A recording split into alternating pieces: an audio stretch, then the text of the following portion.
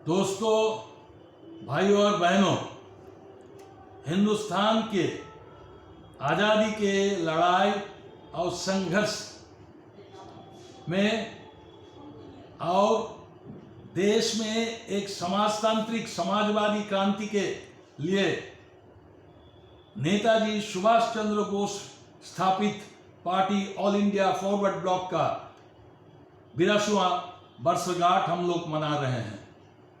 हिंदुस्तान के हर कोना में आज नेताजी सुभाष चंद्र बोस की आदर्श और झंडा को सामने रख करके हम लोग शपथ लेने के लिए मैदान में उतरे हैं। जिस समय हम लोग फॉरवर्ड ब्लॉक का प्रतिष्ठा दिवस पालन कर रहे हैं, उस समय देश का परिस्थिति क्या है, देश का हालत क्या है। आज हिंदुस्तान के आर्थिक परिस्थिति एक ऐसा जगह आ गया, एक तरफ कुछ कंपनी के लोग इस परिस्थिति का मौका लेकर के लूट कर रहे हैं और दूसरा तरफ किसान, मजदूर, नौजवान, विद्यार्थी, उन लोगों के सामने कोई दिशा नहीं है। देश की आर्थिक परिस्थिति सबसे खराब जगह पर आकर के पहुंचा है। आज देश में गरीबी बढ़ गया, भूखमरी बढ़ गया। इसका वजह क्या है? आज इस जगह पर आज ये कोरोना के लोग बहुत लोगों को हम लोग खोए। हमारे अनगिनत लोग इस कोरोना परिस्थिति में हम लोगों को छोड़ के चले गए। इससे हमारे मन में दुख है। लेकिन इसी के साथ साथ एक बात जरूर बोलेंगे, यह परिस्थिति हम लोगों के सामने एक मौका ले आके दिया। लोगों के सामने एकदम साफ हो गया कि हमारे देश में लोकतंत्र के नाम पर क्या तंत्र चल रहा है। लोकतंत्र के नाम पर पूंजी तंत्र चल रहा है। नेताजी सुभाष चंद्र बोस जो लोकतंत्र चाहते थे, उस लोकतंत्र में राजनैतिक स्वाधीनता, आर्थिक स्वाधीनता, सामाजिक स्वाधीनता, ये तीनों स्वाधीनता समेटे हुए हैं। राजनैतिक स्वाधीनता का अर्थ है जिसमें हर लोगों का सिद्धांत ग्रहण करने में और सिद्धांत को लागू करने के लिए अधिकार रहेगा। राजनैतिक अधिकार उसको कहा जाता है कि हम अपने व्यवस्था को हम खुद तैयार करेंगे। लेकिन आज आजादी के लड़ाई में नेताजी सुभाष चंद्र बोस जिसका विरोध किए थे, कोई समझौता नहीं। अगर आजादी का लड़ाई में हम समझौता करें, पहले हमको पूंजीवाद के साथ समझौता करना पड़ेगा। अगर हम समझौता करें, जात और धर्म के नाम पर लोगों को विभाजित करने का जो राजनीति है, उसके साथ हमको समझौता करना पड़ेगा। समझौता करना पड़ेगा सरमाएदार लोगों के स्वार्थ के साथ। और ब्रिटिश व्यवस्था में जो व्यवस्था, उसकी जो प्रशासनिक व्यवस्था, उसकी जो कानूनी व्यवस्था, वो व्यवस्था था हमको गुलाम रखने के लिए, हमको दबा के रखने के लिए, हमको शासन करने के लिए, हमको शोषण करने के लिए। हम उसी व्यवस्था पर आज भी कायम है और उससे और खराब है। राजनैतिक स्वाधीनता कहां है? राजनैतिक स्वाधीनता आज कोई अगर सरकार के विरोध में कोई बोले, मिसाल के तौर पर समझ लीजिए, ये अभी जो सत्ता में है मोदी जी, उन्होंने बोले थे जो 15 लाख रुपया स्विस बैंक के रुपया सब ले आकर के हर एक के पासबुक में दे देंगे। अभी क्या देख रहे हैं? अभी वही मोदी का सरकार बोल रही है कि नहीं, वो काला धन नहीं है, वो सारा स्विस बैंक के रुपया काला धन नहीं है। और इस परिस्थिति में जब सारे दुनिया कोरोना के चपेट में है, हिंदुस्तान भी है, उस समय स्विस बैंक में कैसे पूंजी बढ़ रहा है? आज देश के राजनीतिक परिस्थिति, हमारे देश को शासन कौन कर रहा है? हमारे देश के शासन आज देशी विदेशी कंपनी के हाथ में। इसको लोकतंत्र नहीं किया जाता है। पूंजी के स्वार्थ में यह तंत्र चल रहा है। आर्थिक आर्थिक नेताजी सुभाष चंद्र बोस बोले थे जे हमारे आर्थिक व्यवस्था कैसा होगा, हमारे नीति क्या होगा, इंडस्ट्रियल पॉलिसी हमारा क्या होगा।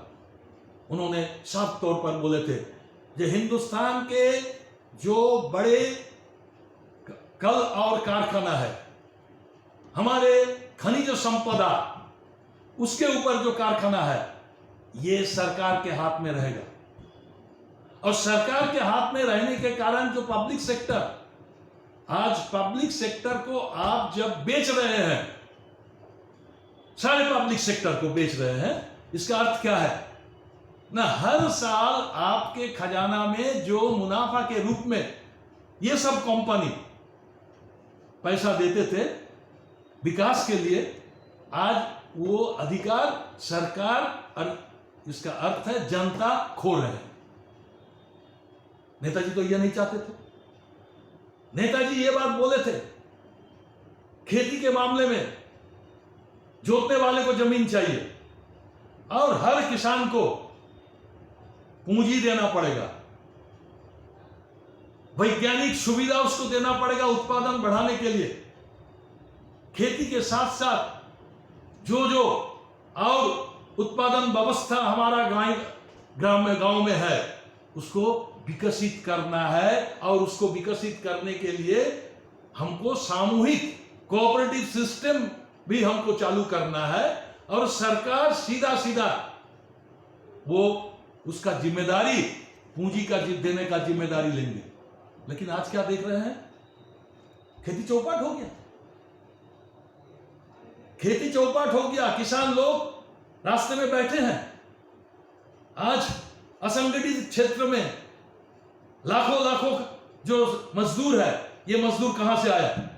ये मजदूर खेती से, जमीन से, जल से हम उसको उठा के उसको बेघर किए हैं। उसके हाथ में, दो हाथ में जो काम था, अपने गांव में, अपने जंगल में, अपने जगह पर, वो आप छीन लिए हैं। अब वो हमारे देश में कंपनी के लिए जो शहर तैयार, बड़े बड़े लोगों के लिए जो शहर तैयार करना है, उसके लिए वो मजदूरी का काम कर रहे हैं। और उसका कोई सिक्योरिटी नहीं है, कोई सेफ्टी सिक्योरिटी नहीं है। मजदूरों का, नेताजी सुभाष चंद्र बोस मजदूरों का अधिकार के बारे में बोलते थे, किसानों का अधिकार के बारे में बोलते थे। आज सरकार उसका जो अधिकार था, वो अधिकार भी छीन लिया। न्यूनतम मजदूरी का कोई आज कानून छीन रहा है। मजदूरों को अपना हक लेने के लिए जो उसका लड़ाई करना था, वो छीन लिया। किसान लड़ाई करेंगे, उसके सामने सरकार उसको नजरअंदाज कर रहे हैं। ये परिस्थिति में आर्थिक विषमता बढ़ा है, इनइक्वालिटी। नेताजी सुभाष चंद्र बोस स्वतंत्रता, न्याय, साम्य जो बात बोले थे, जिसके ऊपर हमारा देश पुनर्गठित होगा, वो कहां है? साम्य का कहां है? 10% लोगों के पास सारे पूंजी, सारे व्यवस्था, 90% लोग मर रहे हैं। हमारी देश की आर्थिक परिस्थिति इस जगह पर आके पहुंच गया। अब समाज में अधिकार, सबका समानता होना चाहिए, साम्य, जस्टिस, इक्वालिटी, सबके लिए न्याय है। कानून व्यवस्था में, प्रशासनिक व्यवस्था में, सरकार के सामने सबके लिए समान अधिकार है? नहीं है। सबके लिए न्याय हो रहा है? नहीं हो रहा है न्याय। ये व्यवस्था हमारे देश में, ये इसको कोई स्वतंत्रता हमको नहीं मिला है। इसीलिए तो फॉरवर्ड ब्लॉक एक समय बोले थे ये आजादी झूठा है। तो आज कहां समानता है? समाज में हर एक लोगों का अपना अपना विकास करने का अधिकार है, अपना अपना धर्म पालन करने का अधिकार है, अपने अपने सामाजिक जो तौर तरीका है उसको पालन करने का अधिकार है। लेकिन आज उसको तोड़ा जा रहा है। उसके ऊपर उसकी अपनी जो चाहत है, उस चाहत को दबा के रखने के लिए व्यवस्था कर रहा है। सारी व्यवस्था आज इस जगह पर आकर के पहुंचा। तो आपका सामाजिक स्वाधीनता आपका नहीं है, आर्थिक स्वाधीनता आपका नहीं है, और ये दो नहीं रहने से राजनीतिक स्वाधीनता नहीं रह सकता है। राजनीतिक कोई जो सियासी आजादी नहीं हो सकता है। इसलिए हम लोग नेताजी सुभाष चंद्र बोस ने 22 जून नागपुर में जो अधिवेशन से उन्होंने नारा दिए थे, वो नारा सारी सत्ता जनता के हाथ में, और उन्होंने ये भी कहे थे कि सारी सत्ता जनता के हाथ में, इसको सामने रख करके साम्राज्यवाद के खिलाफ और सरमाएदार लोगों के खिलाफ हम लोगों को नीचे पंचायत तक हमको यूनिट तैयार करना है। नीचे स्तर पर हम लोगों को अभी एक केंद्र तैयार करना है, हर गांव में, हर पंचायत में, हर मोहल्ला में, और वो एक तरफ साम्राज्यवाद के खिलाफ लड़ाई करेगा और दूसरा तरफ देश को आजाद होने के बाद पुनर्गठन के लिए उसका काम चलेगा। लेकिन कहा गया नेताजी सुभाष चंद्र बोस का स्थापित पार्टी को अंग्रेज लोग, नेताजी सुभाष चंद्र बोस रहते ही उनके ऊपर जैसे सबसे बड़ा ब्रिटिश का दुश्मन था नेताजी सुभाष चंद्र बोस, और उसकी स्थापित पार्टी फॉरवर्ड ब्लॉक गठित होने के साथ साथ फॉरवर्ड ब्लॉक को बैन कर दिया गया, निषिद्ध कर दिया। फॉरवर्ड ब्लॉक के नेतागण भूमिगत रह करके देश के अंदर, देश के बाहर, एक तरफ फॉरवर्ड ब्लॉक, दूसरा तरफ आजाद हिंद फौज, आजाद हिंद सरकार, ये दोनों तरफ लड़ाई चला रहे हैं। ब्रिटिश अमेरिकन साम्राज्यवाद के खिलाफ लड़ाई हो रहा है। फॉरवर्ड ब्लॉक के नेतागण ऊपर नहीं आ पा रहे, खुल के काम नहीं कर पा रहे, लेकिन फिर भी इतिहास बोल रहा है कि हर प्रदेश में फॉरवर्ड ब्लॉक के नेतागण सबसे ज्यादा कुर्बानी दिया। नेताजी सुभाष चंद्र बोस ने जो नारा दिए थे, एकता विश्वास बलिदान, ये एकता विश्वास बलिदान का जो आदर्श, ये आदर्श हिंदुस्तान के अंदर और आजाद हिंद फौज में दिखाए। हम लोग देखे हिंदू, मुस्लिम, सिख, ईसाई, हर कौम का, हर जात का, हर धर्म का लोग एक साथ देश के अंदर, देश के बाहर लड़ाई की। दुर्भाग्य है कि हमारे देश के सारे वामपंथी पार्टी इसको नहीं समझे। नेताजी सुभाष चंद्र बोस जब फॉरवर्ड ब्लॉक तैयार किए थे, सारे वामपंथी प्रगतिशील लोग पार्टी को एकजुट करने का, लेकिन सब कोई नेहरू, गांधी, पटेल के सामने, दक्षिणपंथी ताकत के सामने आत्मसमर्पण कर दिया। अगर ये आत्मसमर्पण नहीं होते ताले देश का आजादी का इतिहास दूसरे किस्म के लिखा होता। फॉरवर्ड ब्लॉक 47 के बाद ये आप लोगों को याद रखना पड़ेगा, हिंदुस्तान के अंदर नेहरू कांग्रेस की जो सरकार आई, ये सरकार इस पार्टी को पहला दुश्मन समझ लिए थे। इसीलिए इस पार्टी के नेतागण को लुभा के, डरा के, धमका के, एक के बाद एक नेता को उन्होंने अपने साथ लिया। कितना नाम बोलेंगे? कैप्टन मोहन सिंह चले गए, शिलभद्र जाजी जो महामंत्री थे, वो शिलभद्र जाजी पार्टी को उठा दिए और उसको विलय कर दी, जहां फॉरवर्ड ब्लॉक का जरूरत नहीं है। अल्लुलकर जी वो भी उसी रास्ते पे चले गए।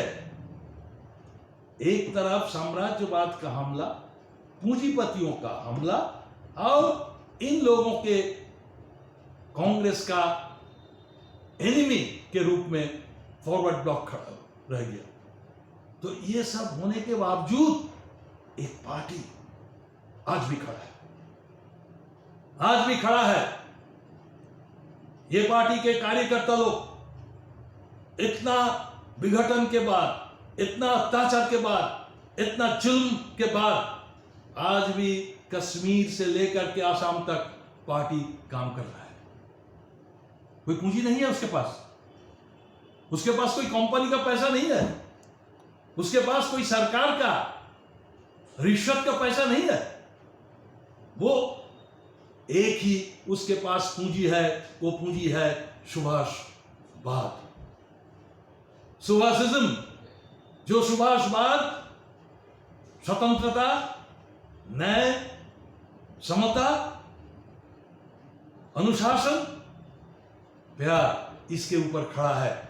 वही आदर्श उनके सामने है, जिस आदर्श को सामने रख करके आज भी नेताजी को नाम लेकर के हमारे देश के नौजवान पीढ़ी हमारे साथ आ रहे हैं।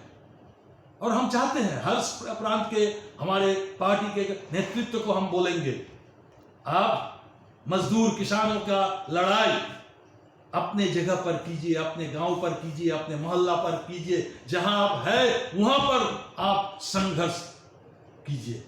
शोषण का रूप क्या है, किस तरह से शोषित हो रहे हैं, इसको अपने जगह पर लड़ाई के माध्यम से ही आप दुश्मन कौन है, दोस्त कौन है, ये पहचान सकेंगे। और इस लड़ाई के माध्यम से हम लोगों का ये जिम्मेदारी होगा, एक साल के अंदर हम लोग विद्यार्थी और नौजवान को हम लोग इस संघर्ष से ऊपर उठा के ले आएंगे और उसके हाथ में नीचे से ऊपर तक नेतृत्व जाएगा, ब्रांच से लेकर के सेंट्रल तक एक नया लीडरशिप, एक नया ब्लड आएगा।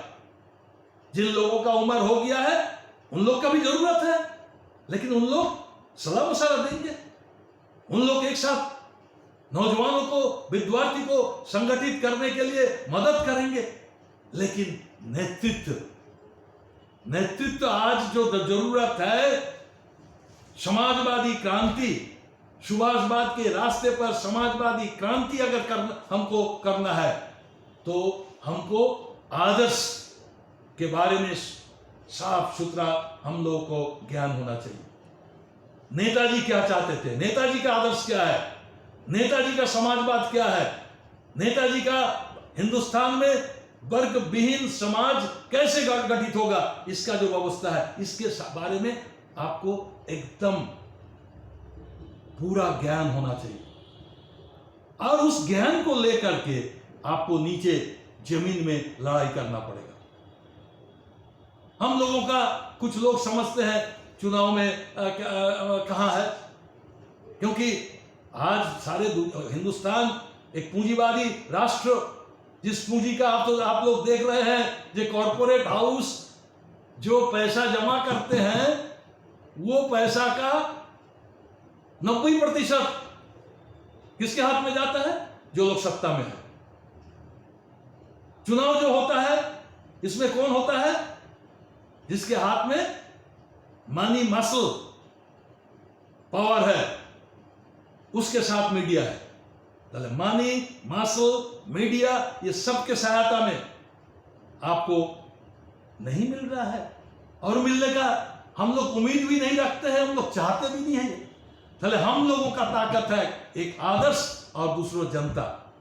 इस जनता को संगठित करना पड़ेगा, गोलबंद करना पड़ेगा, और ये गोलबंद करके हम लोगों का लड़ाई करना।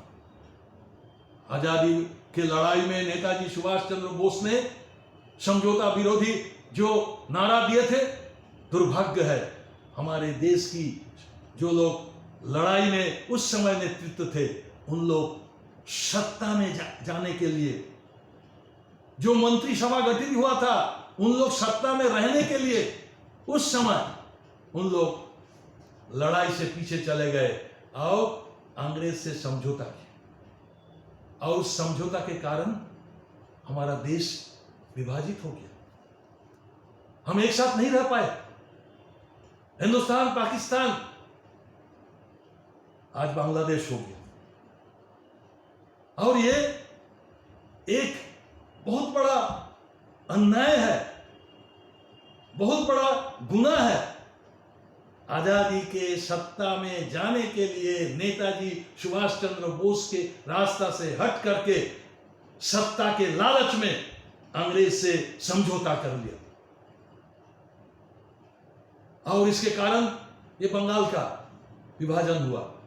इस बंगाल का विभाजन के कारण जो विपर्जय हुआ था, जो डिजास्टर्स हुआ था आर्थिक क्षेत्र में, सामाजिक क्षेत्र में, दोबारा तोड़ने का साजिश चल रहा है। नेताजी सुभाष चंद्र बोस बोले थे, अंग्रेज डिवाइड एंड रूल पॉलिसी, बांटो और शासन करो, उसके साथ आप समझौता करो तो आपको भी बांटो और शासन करो का नीति को लेकर के चलना पड़ेगा। और वही तो चल रहा है, वही चल रहा है आज। दोस्तों, आज हम लोग आज के संघर्ष का दिन, संघर्षशील एक क्रांतिकारी party all India forward block, जो क्रांति में विश्वास करते हैं, जो संघर्ष में विश्वास करते हैं, ऑल इंडिया फॉरवर्ड ब्लॉक जो हिंदुस्तानी साम्यवाद के ऊपर विश्वास करते हैं, फॉरवर्ड ब्लॉक जो न्याय, समता, स्वतंत्रता, अनुशासन के और प्यार के ऊपर विश्वास करते हैं, उस आदर्श को आप अपने अंदर उतारिए, आप अपने गांव में उतारिए, आप अपने शहर में उतारिए। सबको न्याय मिल रहा है आपके गांव में, आपके शहर में, सबके बराबर का सुविधा है, स्वास्थ्य के बारे में, नौकरी के बारे में बराबर है? नहीं है, न्याय नहीं हो रहा है, न्याय नहीं हो रहा है, किसी क्षेत्र में न्याय नहीं है, प्रशासन आपको न्याय नहीं दे रहा है, कानून व्यवस्था आपको न्याय नहीं दे रहा है, किसी जगह पर आपका न्याय नहीं है।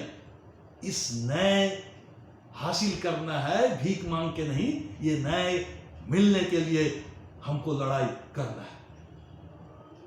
जल जंगल जमीन को छीना जा रहा है, न्याय का लड़ाई वहां पर होगा, समता का लड़ाई वहां पर होगा, और उस लड़ाई के माध्यम से ही हम असली स्वतंत्रता हमको मिलेगी।